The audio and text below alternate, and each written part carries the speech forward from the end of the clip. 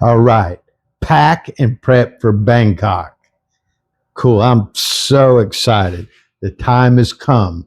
It's time to pack our bags and make our way to Southeast Asia. All right. So first, what we need, let's take a backpack. I'll show you what we're going to put in it a little later. Right now, I just want to get you an idea of what you need. A simple backpack. I've had this one probably 4 years. This is the third trip to Asia with the same backpack. We need a carry-on suitcase. So we want a carry-on with a handle. It has wheels. It's easy to pull around, lightweight.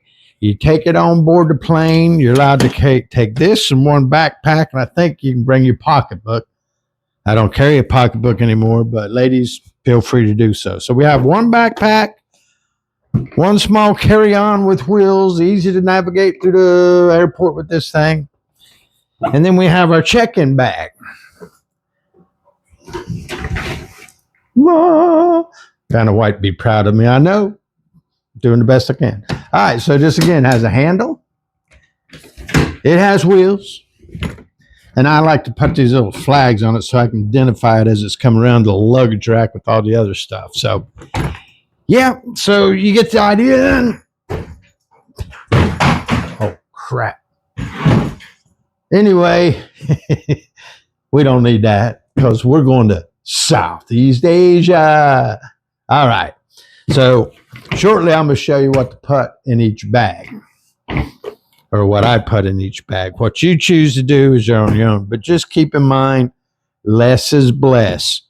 You don't want to be burdened by a check-in bag where you have to check it in. Then when you get to the airport, you have to go wait at the luggage terminal to collect it. And you're going to Southeast Asia. You don't need that. Less is blessed. This, and this attaches to this. So when you go in the airport, you don't even have to carry the weight of your backpack. See? All right.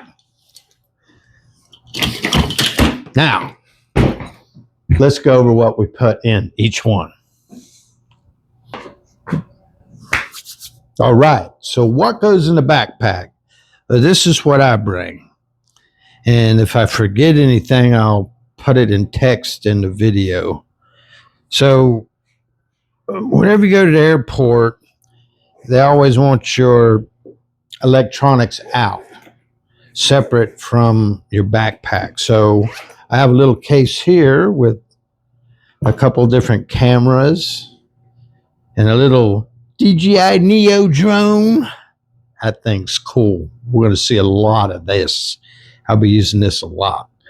A couple underwater cameras, an Action 5 camera, and I use my phone, which I'm using right now. Actually has a really good camera. And I'll go over that in another video to tell you the best cheap phones that do good video quality, visual stability, good sound quality. So keep your electronics in your backpack, makes it easier. You can carry it on your carry-on, but then you have to open it up and unload it, and then load it back. Avoid that hassle. Just put it in your backpack. It doesn't take up that much room. We're not going to pack much. Again, we're going to Southeast Asia. Less is blessed. So, should always have a laptop.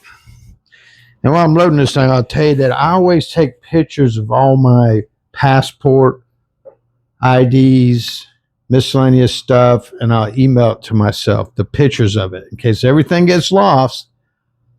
Somehow I can find a computer and download the images in case I run into trouble for some reason. But I've never, this is my 5th year traveling overseas for extended time. I'm talking 2 to 4 months, and I've never had any issues. And I'll go over the documentation, flights, how to book and all that in another little video. But right now, let's just pack and prep because we're leaving for Bangkok 2 days. By the time this video posts, it'll be the day I'm leaving. So we have a computer. We have our electronics. So now it's really easy just to unload the stuff for the inspectors at the gate check-in. And I always carry a notepad. It has my flight numbers, my TSA number, onward flight, and we'll get into that later. The name of my hotel I'm staying at as part of the Thailand digital arrival card, and we'll go over that later. Right now, I just want to pack and prep. And the TDA, Taiwan digital arrival card, you have to get it no sooner than 72 hours before you arrive. So I'm going to wait till tomorrow. Tomorrow will be Monday, and my flight leaves Tuesday. So I'll do it either tomorrow or Tuesday morning. But I always keep the notes on this, and I keep it in the backpack. I'm old school. I know a lot of people keep notes in their phone. Okay. Whatever works best for you, that's fine. So we have our electronics, and then our cables. We want a couple miscellaneous cables, charging cables, charging plugs. And I just want to touch base on one thing. This is a power converter that works in any country around the world that I know of. And most hotels typically have plugs for American or European or a universal plug, but these things are inexpensive. I think like $7. You won't have to worry about it. And they actually have USB plugs. I just now noticed that. Okay, so you can actually put this in your carry-on, but you still got room in the backpack here. But you really don't need to carry it in here now that I think about it. So I got a mouse. I'm gonna stick in here. I always bring an extra pair of reading glasses, and everything over there is really inexpensive. Regular glasses are, but for some reason, reading glasses are more expensive over there. I go to Dollar Tree, get these for $1. So they go in here. Carry an umbrella. There's two reasons. It rains quite a bit depending on time of the year. You go over there, and it also works as a really good sun shield because it gets hot over there. And you just open this thing up. I know it seems kind of goofy. You know, in Europe, they used to carry these parasols. Women, I believe that's what it's called. But if it blocks off the sun, it's well worth it. Keep this with you in your backpack. There's no issues. Toiletries, I'm not going to go over what you need or not need. You know what you need. I know what I need, and it's all in here. All right, so you always want to take any medications, keep them in your backpack, because sometimes, even though you have a carry-on bag, the flight will get congested and they don't have room for any overhead storage. So sometimes they'll take your carry-on bag and take it off the plane, and normally they'll put it right back on the walkway as you come off the plane, but sometimes they'll send it straight to the luggage, which that's unfortunate, defeats the purpose of a carry-on bag. You don't want to have to go through the luggage department. On your return final flight back home, that might be okay, but you don't want to waste time and frustrations looking for your bag in other countries, airports. You don't know your way around. And I'm going to do a couple videos to show you exactly how to get through these airports that I go through. And I've been to most of them several times, especially in Bangkok. And that's like one of the simplest airports there is. And that's where we're starting our destination, Bangkok in Southeast Asia. Cool. So medication should go in here. Don't know why I have two bags. I don't need all this. This is vitamins and miscellaneous. You don't need that. You can buy them over there pretty easy. Keep your medications, and you can get these medications over there really inexpensive. I think the last time I did a 90-day supply over there, it cost me $18. I got them in the Philippines. But I'm good for about a month. So I'll be going into Vietnam, Philippines. I think Vietnam is even cheaper than the Philippines, but I'll let you know. Vietnam's a new adventure for me. Wow, I'm so excited. Medication. Here's something you wouldn't think about, but sunscreen, for some reason over there, sunscreen is expensive. I've never figured that out, but you can bring little tubes of sunscreen like this. I can pick them up for, I don't know, $1 if you wear sunscreen. Be a good idea to bring that. Battery charging backup. Carry one of these. These are pretty cool and easy to have. Here's my day-to-day medication pill bottle. And this is a neck brace. I'll show you in a minute. So, and I'll go back over some of this stuff for the airplane, how to survive a long-ass flight, because it's a long time on the airplane over there. But you bring eye mask, ear plugs, and this is for people that snore, and I'm one of them. I mean, I've woke myself up at night many times snoring. So I'm going to go ahead and do this right here. So this is an important part for me as I travel. Okay, this is a neck brace, and it serves two purposes. It'll hold your head up, and I wear it like this, because when you're in that seat, your neck will go like this, and your neck, and if you try it, you go snore like a horse, man. And I do. So I don't want to disturb some of the other passengers. I'm sure they'd like to throw me out their emergency window sometimes. But anyway, so do this, and you won't even snore. Try it. I mean, if you're a snorer, try it. You won't even snore because it holds your jaw up, lets the air in. You breathe better. Your neck doesn't get sore, and you won't disturb the other passengers, because you're going to be on this thing for 14 hours is one of these flights.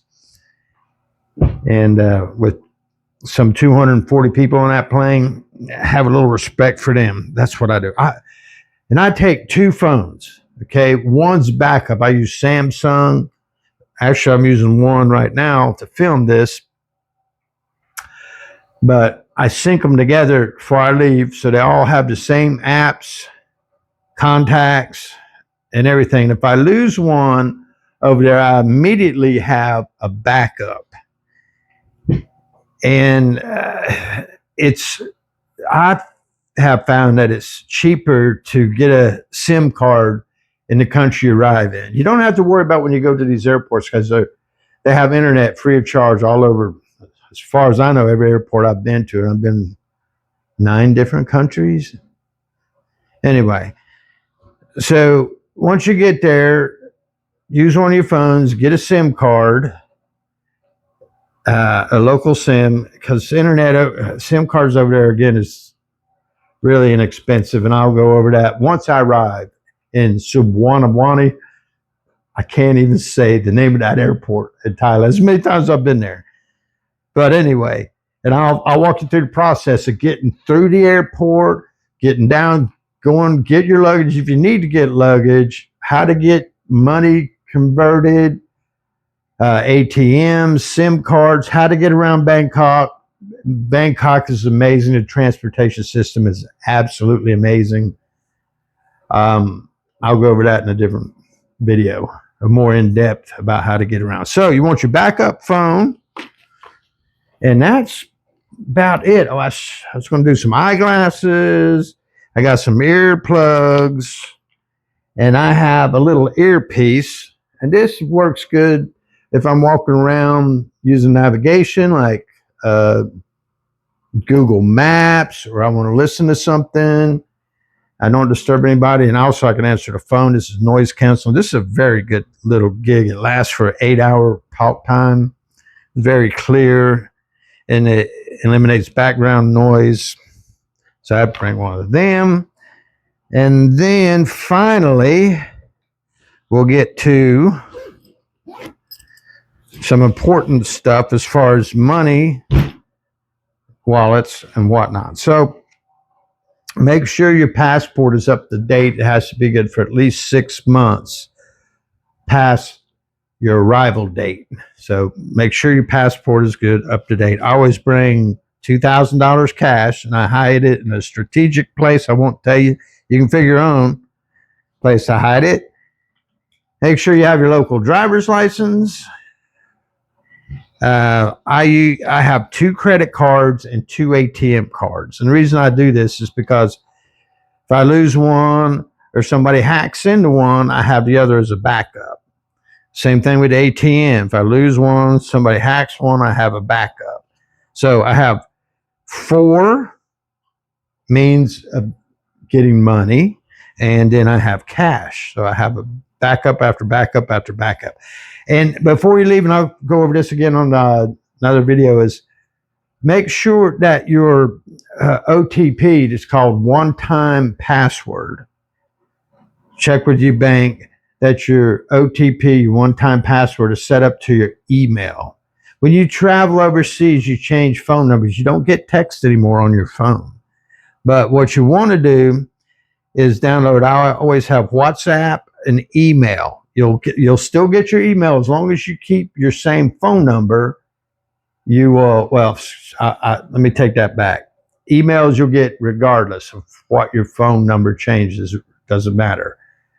Facebook Messenger is a good app to have because it's not tied into your phone number.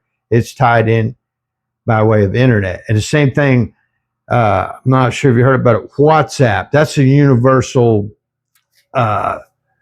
messaging, photo sharing, video, really good. It's all over the world. WhatsApp is very popular, very powerful.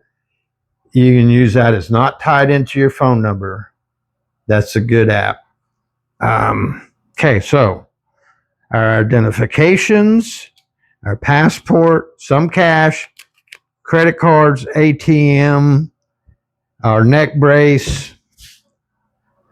Let's see. I'm sure I'm forgetting something, but as it comes to mind, I'll edit it and I'll put a list. I'll make a list and attach it to this video, and so you can just pause the video at any time and you can check your list, make sure. But this is a simple way of doing it. You can put this neck brace back into your little pouch if you want, but I just take and tie it to my, I have to put it in there. So now, okay. Oh, one more thing. When I go over there, I always wear jeans, long pants. I only bring 2 pairs of jeans. Once I'm wearing, I bring a pair of dark and a white shirt just in case I go to some kind of special event over there. But yeah, other than that, you want light and airy clothes, but you have this front pocket here. You could put your passport in. But sometimes in some countries, they recommend having your backpack. You can carry it on the front like this.